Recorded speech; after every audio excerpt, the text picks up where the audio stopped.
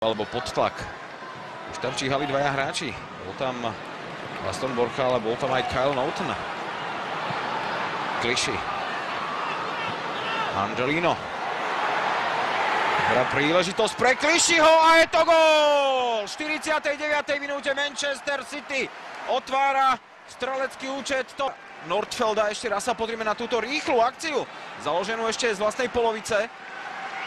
Takto Clichy rozbehol akciu. Dostala sa lopta späť k nemu, vystrelila nešťastný teč jedného z brániacich hráčov. Ešte raz výborná prihrávka Angelina. Clichy.